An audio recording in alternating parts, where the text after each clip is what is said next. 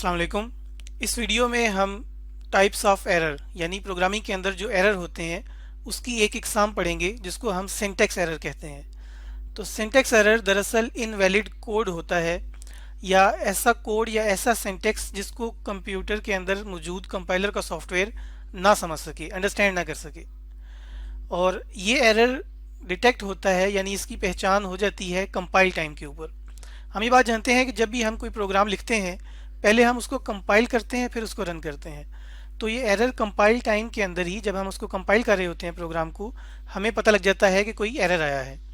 अब हम इसको एक प्रैक्टिकल करके देखते हैं कि ये एरर किस तरह से आता है, हम उसको कैसे डिटेक्ट कर सकते हैं और कैसे उस एरर को ख़त्म कर सकते हैं। तो इस वक्त आप स्क्रीन के ऊपर देख रहे हैं ये एक डेव सी प्लस प्लस का सॉफ्टवेयर, इसके अंदर एक प्रोग्राम लिखा हुआ है और आप जानते हैं कि ये दो लाइंस जो हैं ये सी प्लस प्लस प्रोग्राम लिखने के लिए इस्तेमाल करते हैं। अब मेन के फंक्शन के अंदर मैं यहाँ पर कोई प्रोग्राम लिखता हूँ और फिर उसमें हम देखेंगे कि सिंटैक्स एरर किस तरह से आ सकता है। मैंने यहाँ पर लिखा कि इंट ए और ये एक मैंने इंटीजर डिक्लेयर करवाया है जिसका नाम ए है।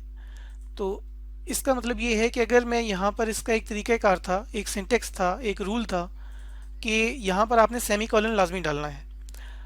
अगर मैं इसको प्रोग्राम को ऐसे ही चलाऊं यानी कंपाइल करूं तो ये कंपाइल हो जाएगा और इसने कोई एरर यहाँ पर शो नहीं किया। यहाँ पर आप देख रहे हैं कि इस वक्त कंपाइल लॉग का बटन जो है वो आपके सामने नज़र आ रहा है। तो इस कंपाइल लॉग के बटन के नीचे ये जो विंडो नज़र आ रही है इसको हम आउटपुट विंडो कहते हैं। और कंपाइल एरर जो होता है यानी कंपाइलर इसको कंपाइल करने के बाद जो भी एरर देता है वो इस आउटपुट विंडो के ऊपर ही नज़र आता है। यानी तमाम सिंटैक्स एरर आपको इस विंडो के ऊपर नज़र आ जाएंगे अगर मौजूद होते हैं।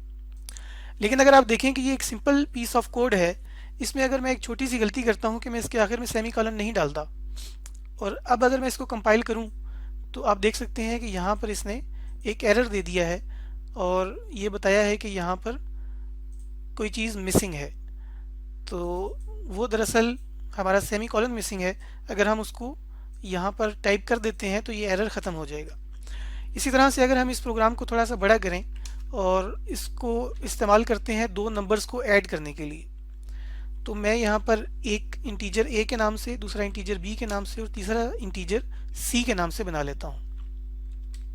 उसके बाद मैं ए के अंदर कोई वैल्यू डाल देता हूँ या इसको असाइन कर देता हूँ, मिसाल के तौर पर 3।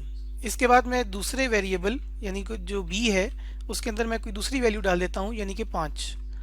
फिर उसके बाद अब मैं इन दो वैल्यूज़ को अगर ऐड करूँ और उसको सी के अंदर सेव करवाऊँ तो मैं लिखूँगा कि C is equal to A plus B और उसके बाद सेमीकॉलन।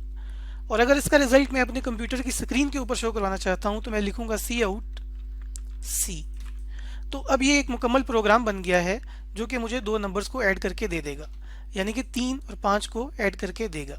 अब अगर मैं इसको रन करता हूँ तो एग्जीक्यूट करके मैं इसको कंपाइल करूँगा और आप देख सकते हैं कि कंपाइल लॉग यानी आउटपुट विंडो के अंदर कोई भी एरर शो नहीं हुआ। तो अब इस प्रोग्राम को रन किया जा सकता है। तो जैसे ही मैं रन के ऊपर क्लिक करता हूँ तो इसका जो रिज़ल्ट है यानी दो नंबर्स को ऐड करने के बाद 3 और 5 को, इसका रिज़ल्ट 8 आपकी स्क्रीन के ऊपर डिस्प्ले हो रहा है। लेकिन अगर यहाँ पर कोई भी सिंटैक्स एरर की गलती कर दी जाए, जैसे कि आप यहाँ पर देख सकते हैं कि सी आउट एक ख़ास कीवर्ड है जो कि हमें कंप्यूटर को देना पड़ता है ताकि वो कोई चीज़ डिस्प्ले करवाए कंप्यूटर की स्क्रीन के ऊपर।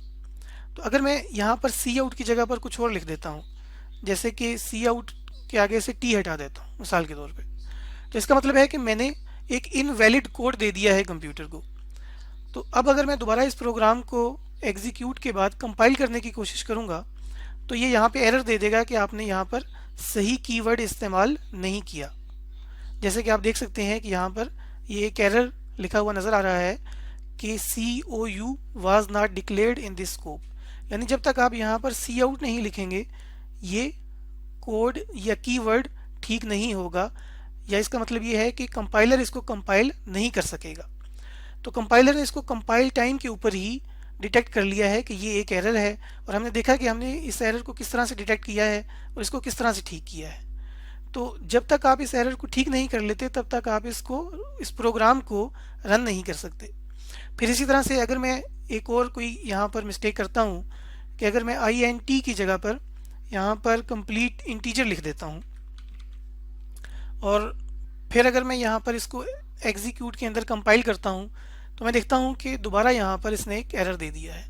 और इस एरर के अंदर आप देख सकते हैं कि इंटीजर लिखने के बाद ए बी सी डी के अंदर एरर आ गया है कि उसको ये नहीं पता कि ये क्या चीज़ें हैं। तो इसका मतलब है कि इसका जो ख़ास कीवर्ड है यानी आई एन टी ही लिखना पड़ेगा अगर मैंने कुछ इंटीजर्स को डिक्लेयर करवाना है या मैंने बताना है कि मैं 3 इंटीजर यहाँ पर इस्तेमाल कर रहा हूँ जिनका नाम ए बी सी होगा और उसके अंदर मैं कोई वैल्यूज़ डालूँगा। तो इस तरह से एरर आता है और उस एरर को हम सिंटेक्स एरर को हम रिमूव भी कर सकते हैं। तो स्टूडेंट्स, इस लेक्चर में हमने ये समझा है कि सिंटेक्स एरर क्या होता है और कैसे हम उसको डिटेक्ट करते हैं या हमारा कंपाइलर उसको कैसे डिटेक्ट करता है और हम उसको ठीक कैसे कर सकते हैं।